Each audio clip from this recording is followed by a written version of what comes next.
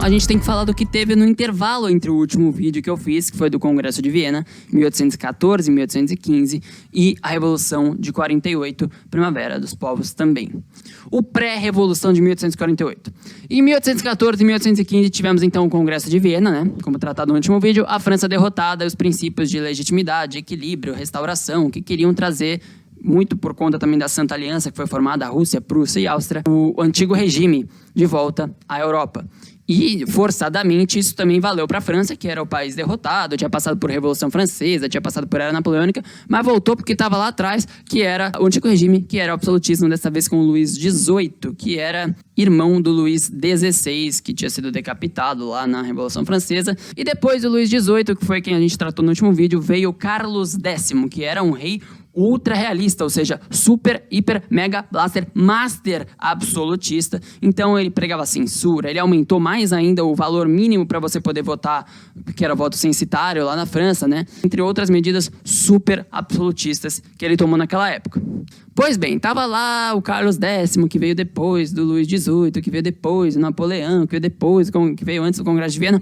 1830, estoura a Revolução de julho de 1830, porque é o seguinte, o Congresso de Viena, ele basicamente jogou a Revolução Francesa no lixo, porque a Revolução tinha princípios liberais, princípios nacionalistas. Ele falou, ó, Revolução não, Napoleão não, volta aqui absolutismo e põe na França.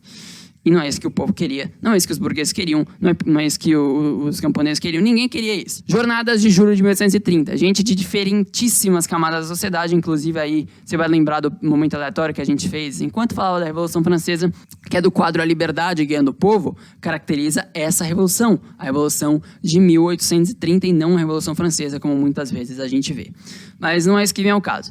1830, por conta dessas medidas extremamente conservadoras de Carlos X, ocorre uma revolta do povo de diferentes camadas da sociedade. Foi uma revolução de caráter nacionalista e liberal, assim como, de certo modo, a Revolução Francesa, e o rei foge. Carlos X foge. Quem que assume? Luís Felipe de Orleans, o chamado rei burguês. Ele não era burguês, ele era nobre, ele era primo do Carlos X, mas ele defendia ideais burgueses e era muito próximo da burguesia. Então o rei burguês governa por 18 anos, 1830 até 1848. E com o Luís Felipe de Orleans ocorre uma grande industrialização na França. Por quê? Porque ele era muito próximo dos burgueses, mas principalmente dos altos burgueses. Lembrando, depois da Revolução Francesa não se fala mais em jacobino nem em girondino.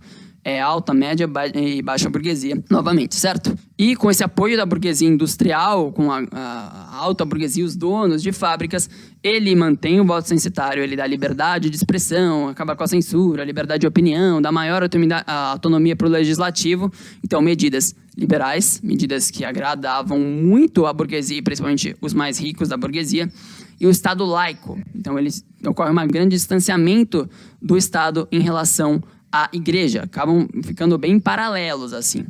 E o Luís Felipe, como já dissemos, ele promove muito a industrialização na França, que já tinha muito na Inglaterra, né?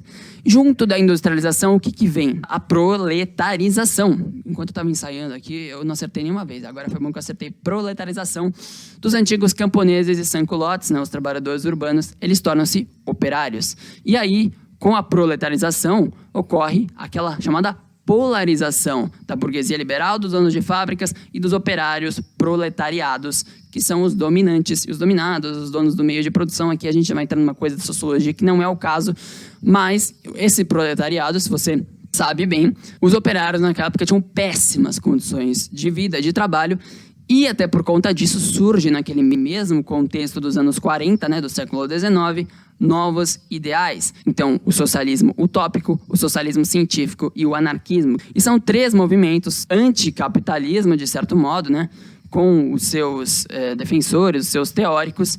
E em 1848, por exemplo, a gente vai ver, ocorreu o Manifesto Comunista. Então, tudo isso do Marx, do Engels, tudo isso junta com as péssimas condições, com a proletarização e com uma grande dominância da alta burguesia na França.